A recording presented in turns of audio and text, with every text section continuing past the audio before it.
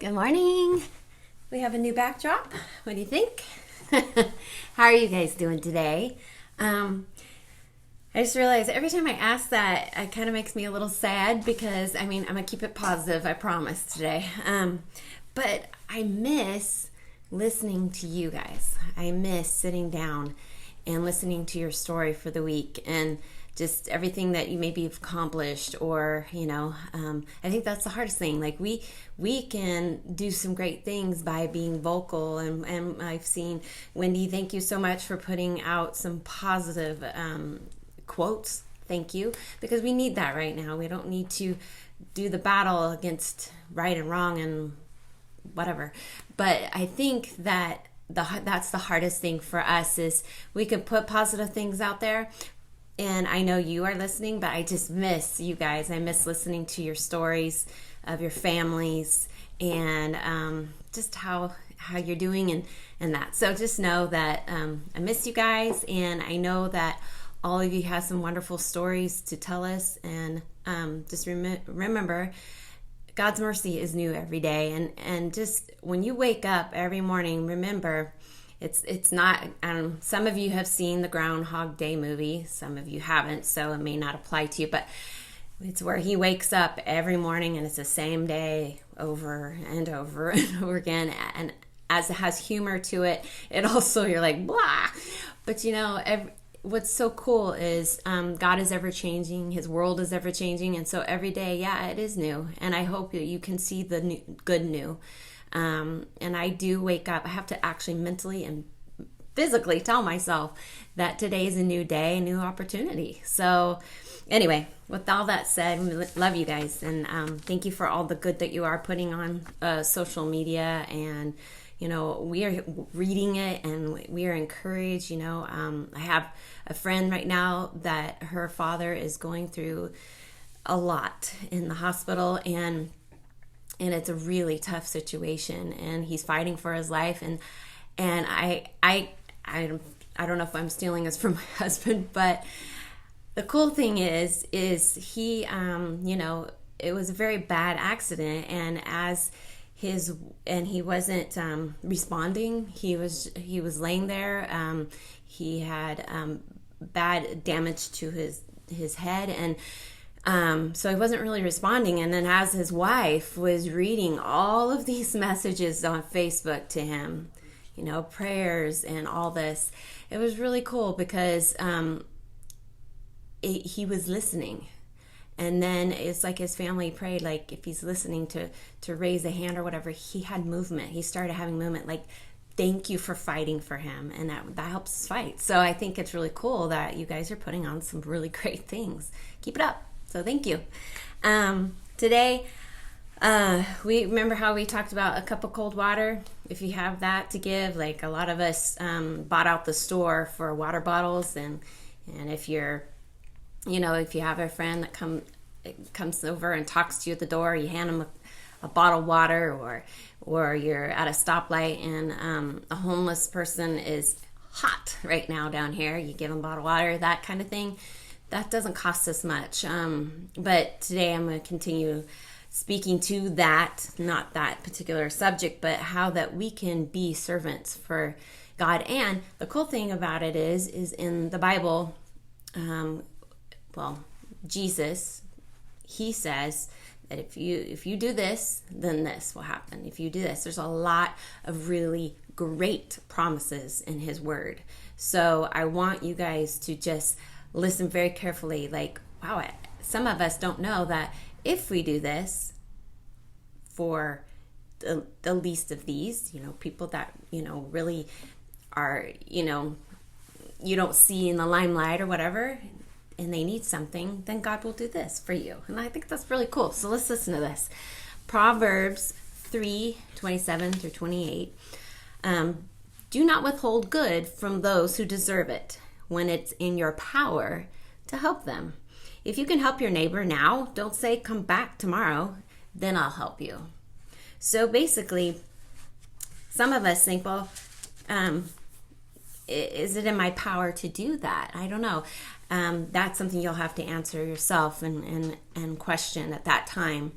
But I do know this is a promise I can give you right now, is that if you are willing to do this, whatever it is, you're out, if you're willing and you want to be open so much, or you're at your house and you have your phone and you're capable of doing something and it just comes to your mind like that, I promise you, every day you will have a chance to do something. I guarantee you, but you got to be willing, and you got to have your eyes open and your heart's open.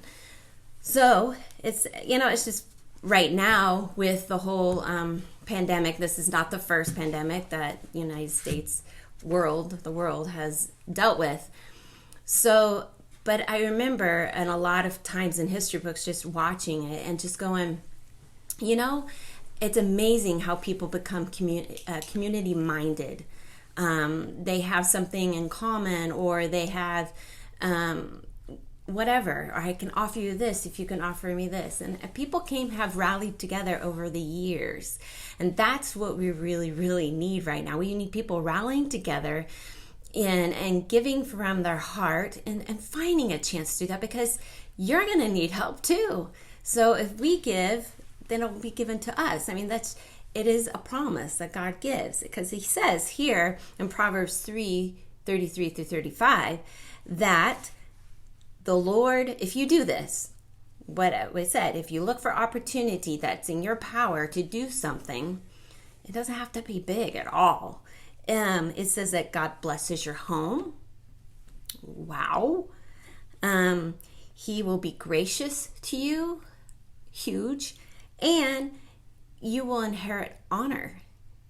That's pretty cool. I mean, when you do this, he says this will happen. And I believe that we have a lot of opportunities, and if we're doing it humbly, he's going to, he says he's going to be gracious to you.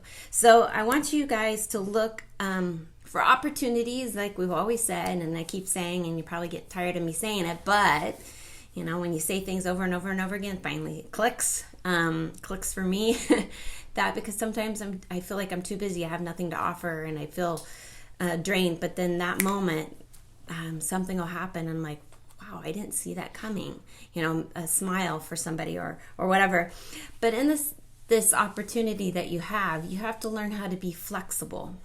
And by saying that is, sometimes when we give to others, we give according to what our abilities are and what we have. But the thing about being flexible is you have to listen to them. You have to reach out and ask questions. You have to inquire about where they are. Not because sometimes, say, for example, baked goods are good or this is good, but it's not if it's not what they're needing at that moment. Because, I mean, by all means, that is it's the thought that counts, and that's really cool. But if you listen to people, they may just need, you can do this. We have a lot of moms out there right now that's trying to figure out how to juggle family, job, school for their kids.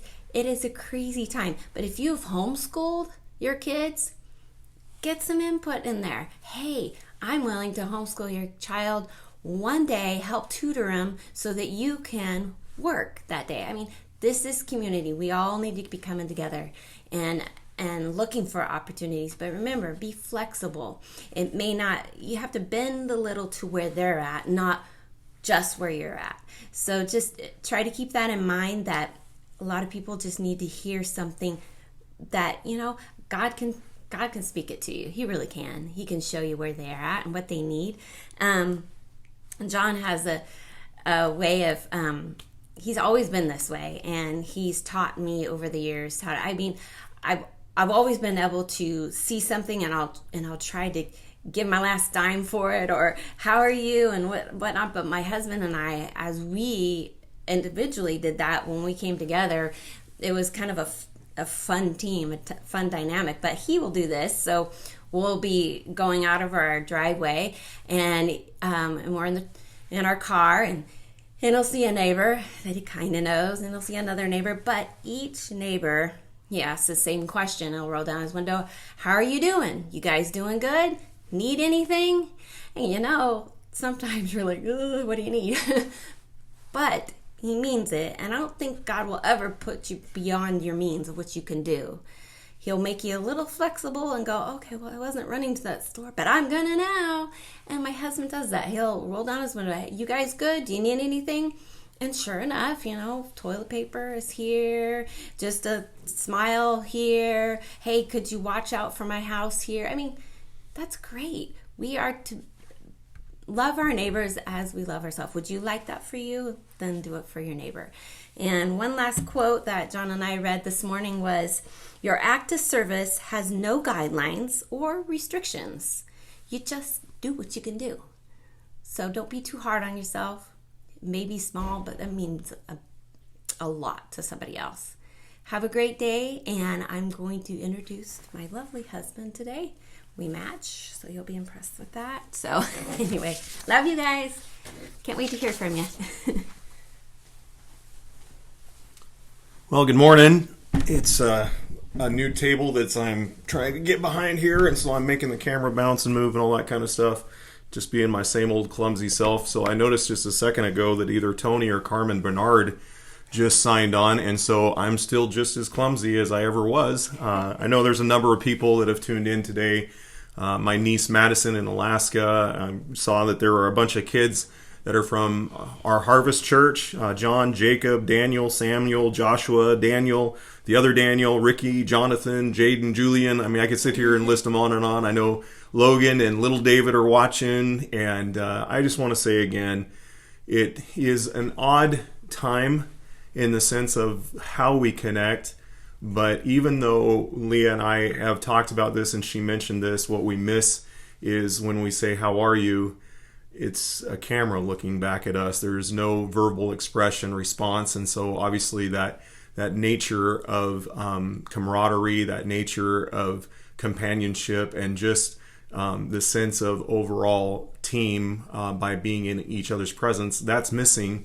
But in another light, and again, we've been talking a lot about perspective through this, and so I could sit there and say, oh, I wish we could just go back, or I miss this, and there is truth to the things that we're missing. But something that is kind of become a little bit of a chant in our household is I'm going to be thankful for the things that I can do, and I'm not going to ask what it is that I can't do or why it is that I can't do it. Because if I over-focus on the things that I can't do, then it can be discouraging. And yet, when I change perspective and change opportunity to what I can do, Leah and I have gone for some drives, just to nowhere. In fact, we found ourselves this last week after a long day. It was like I just was ready to kind of have a little bit of change of pace, and so we drove up to the apple orchards that are near us, and the temperature was drastically cooler, and there was a little shop that was open, and so we got some fresh apple juice that I probably shouldn't have drank, but I had a little bit of a reaction to that. As you know, many of you, I don't do well with sugars, and anyway, but it was a change, and in that change, Lee and I held hands. Took a little walk, kept our distance between people and trees. Who knows if trees are carrying the virus or not, so just trying to be safe. But again, just take the time to find something that you can do and be thankful for what you can do. I want to just kind of pick up a little bit off of where we left off this last week, if you were with us. And one of the things that I talked about, and again, kind of old school, I'm using paper and instead of my electronic devices, just because I've had some challenges. I lost a computer through who knew that COVID-19 could kill a computer? But apparently it was just its time. But anyway, I want to pick up just something that we talked about. I saw that some of our young people decided they were going to try to actually play this game that I mentioned last week, and the game is called Scrabble. And again, it's where you place down a few letter tiles on a board, and then you try your best to get as many points, each tile represented by a number. You add those numbers up to see who gets the highest score in the end of the game by the words that you have created with the tiles that have been selected.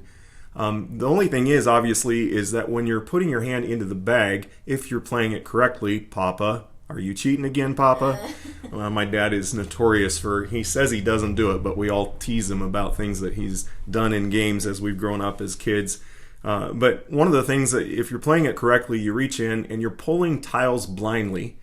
The problem with that is that you may have a Scrabble tile holder that is nothing but consonants, and there are no vowels. And so you're hoping that your player opposite you, or however many are playing, uses some sort of a word that will allow you to hinge upon a letter that will allow your tiles to make sense with a word. Right now, we're living in a time where there's a lot of things that are happening. There's a lot of moves that are being placed in this world, if you will, by players. The players from all different walks of life and perspectives, opinions and thoughts and intentions. And we're left to try to hinge our words on the words that are being placed on this grand world board that we're playing right now through this coronavirus, COVID-19, this pandemic. And I understand that, it's also a period of time where it's an election year in the United States, and so there's a lot of hot topics that happen no matter what election year it is, and what people will try to use to convey their feelings and their thoughts. And again, I think when it boils down to it, I get into situations where people like to talk politics with me, and they ask, where are you coming from? What's your thought? How do you feel? I think that you just have got to understand that it doesn't matter what you're looking at, whether we're talking about, the Freedom Party, or we're talking about the Republicans or the Democrats or the Libertarians, or we could go on and have all kinds of descriptions. But I think it comes back to something that my principal in school used to always say. He used to always say that the heart of the matter is the heart. And when it really boils down to it, the heart of people is that I think genuinely we're all looking for just a better chance, a better opportunity for our families. I don't know how many times Leah and I have walked in our community, and if you live in California, you know that one block up from you or one block down from you can be hugely different than the block that you live on when it comes to status of finances and the status of what the houses look like. But all things being equal, we're just trying to hack it out. We're just trying to find the next moment, the next opportunity where we can love and be loved. And notice I started by saying love and be loved. If you're waiting to just be loved, you may not ever find that, because you need to start by loving first. When you give first, it is given to you. And that's just a principle that is taught throughout Scripture. And again, it's just so important, especially now. And I read something, I don't even know who said it. It was just something I was reading this last week. And it said, right now, enthusiasm is contagious. And I thought, man, I like the thought of that. What contagious is, we're talking about everybody being afraid of the COVID virus being contagious, or people that have it being contagious. And so we're wearing masks, and we're washing our hands, and we're social distancing, and all of these things that they're asking us to do. But man, wouldn't it be awesome if enthusiasm would become the new infectious disease, in the sense of the disease of mental health, stabilizing mental health, and just courage to be able to move forward in confidence with what's happening. And so I said something this last week that I kind of want to go back to, and I was talking about the wisest man according to Scripture that ever lived. His name was Solomon. And in Ecclesiastes, he talked about how he'd seen everything that there is to see in life. He knows what it is to have a lot. He knows what it is to have little. That was what Paul also said. And so at the end, I made this statement. I said, we do not see things as they are.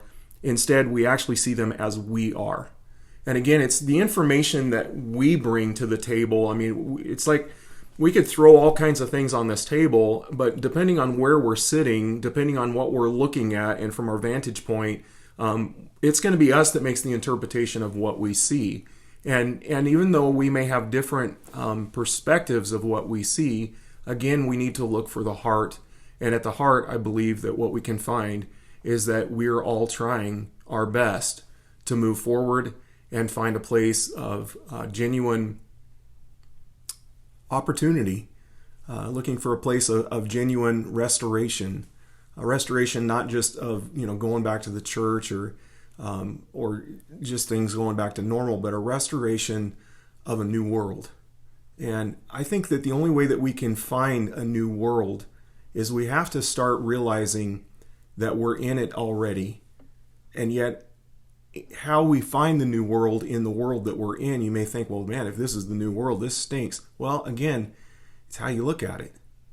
So like I said earlier, I could sit there and say, man, we're kind of confined to this source of medium. Or I could look at it another way. Over the last number of weeks, because you guys, I'm humbled by this, but over week after week after week after week, we have seen, on average, we're looking at 300 to 400 people, and we're in your homes, or we're on your phones, or on your iPads, or your Androids, whatever it is that you're watching, and we have found a new voice. And the new voice that we're listening to together is, I believe, a new heartbeat. Voices that are spoken, words come from the heart. Let's be careful with what words we speak. Literally, there's a verse that says, out of the mouth, or out of the heart, the mouth speaks. And so if we're looking for a new voice, and we're in this together, for whatever reason, you're coming back. You're listening again to what Lee and I have on our hearts. And we think carefully about what we're trying to say, and understanding just the various different walks of life that are tuning into this, and even cultures, and what you're doing and tuning into this and listening to us. And if there's a new voice, if there's a new heart, I think what we're looking for is we're looking for a new type of freedom. We're looking for a new type of reason, a new type of compassion, and a new type of care. And so with that said, I want to just kind of jump into, in the next few moments, what I think is kind of the next step. And I kind of struggled with whether I was going to talk about this or not because I'm embarrassed to talk about anything, or whether or not is God saying this to me, or I honestly believe, and I mentioned this a few weeks ago, good ideas are typically God ideas. Now, it doesn't mean that every harebrained idea is necessarily good, but the ones that really are like, man, where did that come from?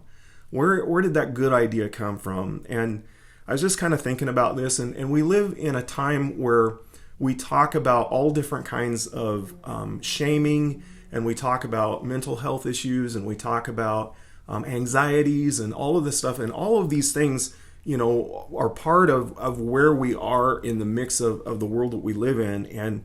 And one of the things that I just thought was interesting is that when I was just kind of having a conversation with God and with my wife, with my son, I started to realize that a big part of the way I feel, here we go, I'm no doctor. That's going to be my son's job, studying and getting ready in his pre-med to get ready for medical school. But I'm no doctor, but I take a lot of time to analyze the emotional side of us, or the nature side of us, where kind of the inside of us, the spiritual side of us. And one of the things that I find is that if I'm healthy, and there's that word, if I take care in the midst of chaos, my days are better. And when I talk about health, I want to just kind of hinge on that, because we all know about nutrition in the sense of what we eat and what we drink and our exercise and all of those things. And we talk about the physical body, and those things can certainly develop us and help us in serotonin being released in our brains, and just the feelings of euphoria. And there's science behind that, on when we do the right things with our bodies, just the way we feel and the way we can interact with people. And we all know what it's like to just sit in front of a TV all day long. I mean, how many of us have done that at some point during this pandemic? And then you just kind of feel tired and lethargic and just, not there. But I want to just kind of hone in on this aspect of just, we've talked about guarding our heart above all else. And so there's this link that we need to understand between our brain and the deep of us, the deep part of us. And we are the ones that get to filter what goes into our head, but what is allowed to go into the deep resources of kind of who we are and what we're made of. And so I want to encourage you that though there's a lot of information, again, we talked about trying not to be reactionary to things that are said around us, but to process, take time to process before, we speak up. But it's still our responsibility to be cautious and careful with allowing things to go into the deeper part of us. And so I thought this was interesting. In Ephesians 5:29, it says, "No one hates his own body, but feeds and cares for it." Now, we have all looked in the mirror at times and went, "Oh, you disgust me." You got up and you weren't feeling like you're hitting on all cylinders or whatever it is, and you're just not feeling it, and even the coffee isn't doing good enough to make you feel the inspiration for the day. And there's days where we all want to just pull the covers back over our head and say, "I'm done." And I have felt that way through these quarantine times and the stay-at-home orders and all this stuff that's happening. But this concept of hating our body, it doesn't happen because if you're eating anything, if it's chips and salsa or it's a salad, you're still doing something because your body enjoys it. God designed us to enjoy food. God designed us that our bodies break down food and turn it into energy. That's the way we're designed. And, my saying is if you're going to eat, don't waste your calories on something that's just, bleh. Get something really good. So maybe, a case of Ben & Jerry's ice cream or whatever you can do to make yourself feel good. But when we look at what the nature of ourselves are, is that when we're in default mode, we take care of ourselves. We sleep. We like to rest. We like to have conversations. We like to share food. And it's just, no one hates his own body, but each one of us feed and care for it. But then I want to go to another side, because if we're taking care, if naturally we're taking care of ourselves physically, I want to challenge you. Are you naturally taking care of yourself mentally and spiritually? That's an area that I really felt, and that's why I said I kind of was hesitant to talk about this. But if we're honest, it's the deep part, it's the drive, it's the passion, it's the where we're forged and what's coming out of us. That's not going to be from food and exercise. Those things are important.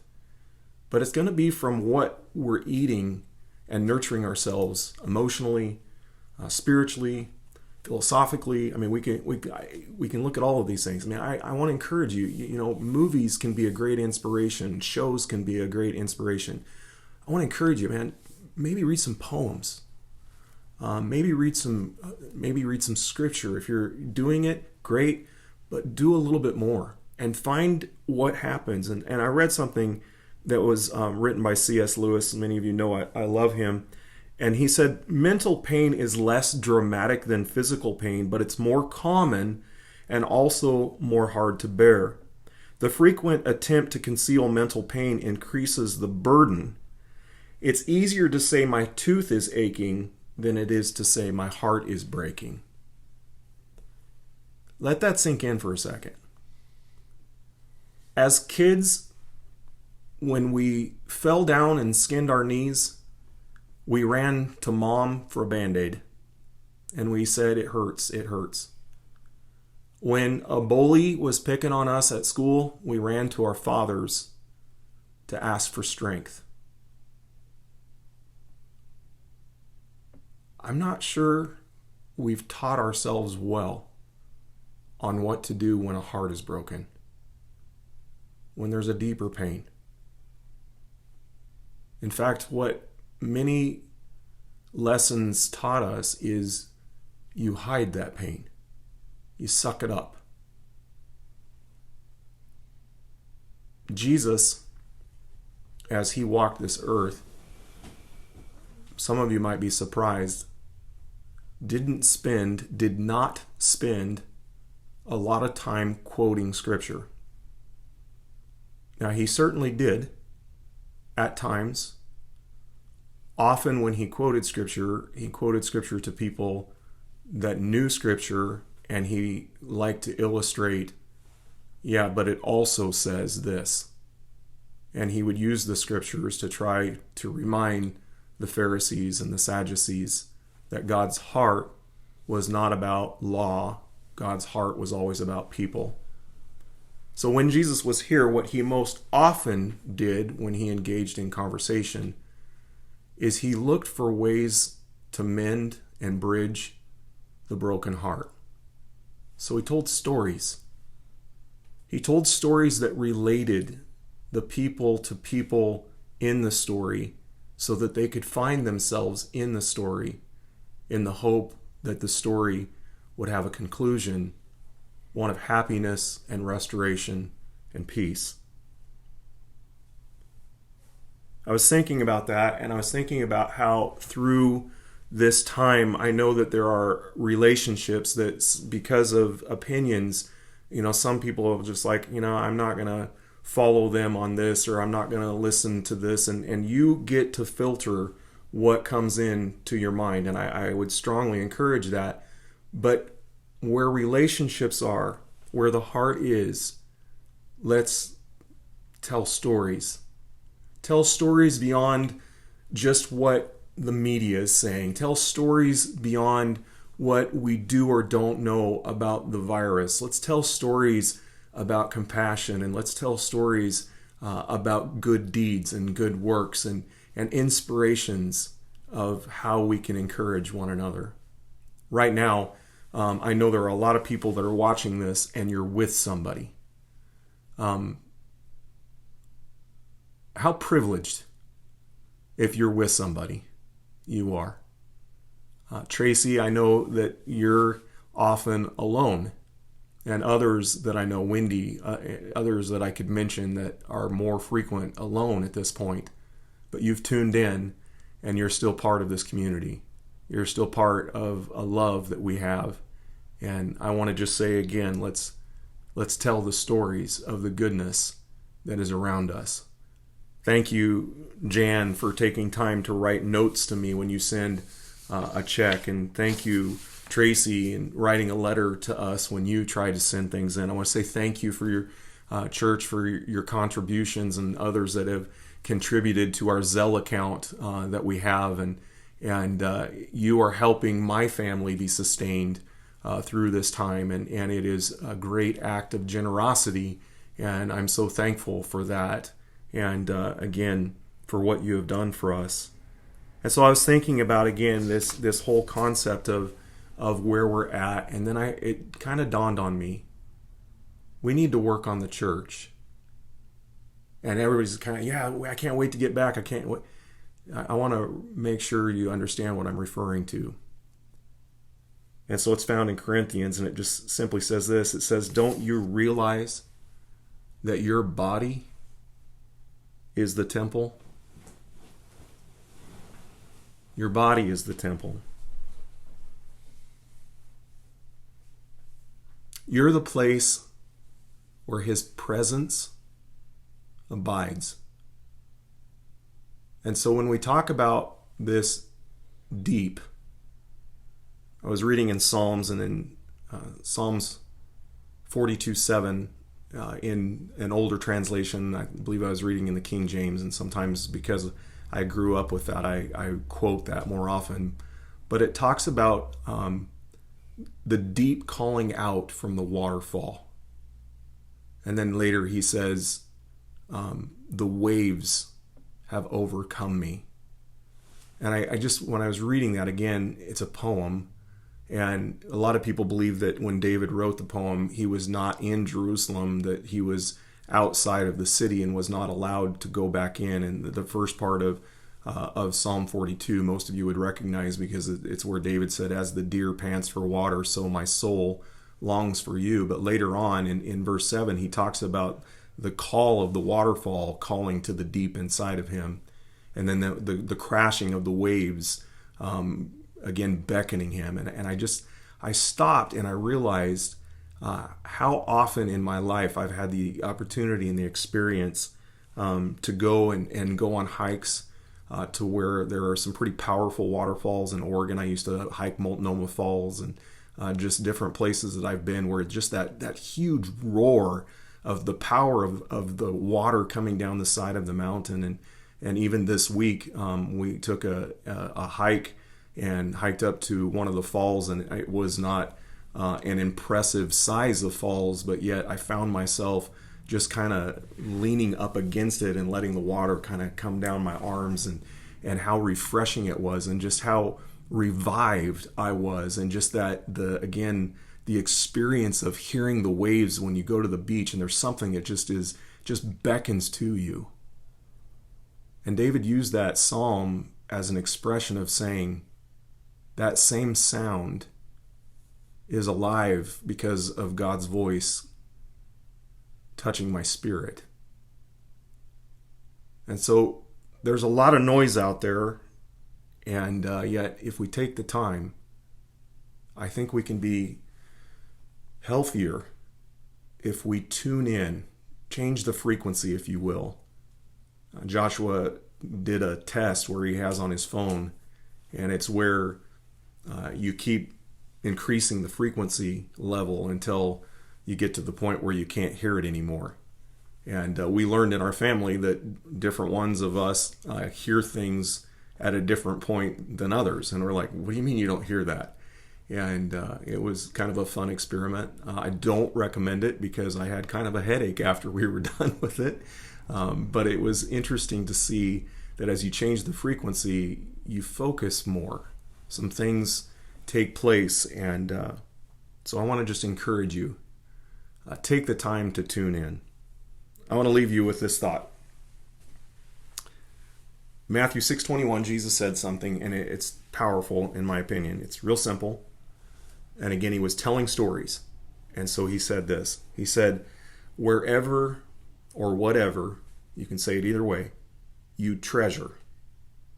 And what you treasure, that's where the desire of your heart will genuinely be. Let's stop and look at what we really treasure. And I was reading again, and I'll leave you with this last thought, and I thought it was kind of fitting. Whether the glass is half empty or half full, you and I have the power to fill it up. So if our perspective is it's half full or if it's half empty, the perspective is, the opportunity is, time to fill it back up. Guys, I want to say thank you again for being here with us, and I hope you've been encouraged. And again, thank you for so many comments that I know many of you make, not just as we have gone through this live, but many of the comments will come through later from some of our young people. I encourage some of you, maybe you want to go back later today and look at all the comments, because there's some great encouraging words that come in here from our young people and just from people that have viewed in. You guys are a great source of encouragement to us as you make those comments. We love you, and we hope and pray that you have a great day.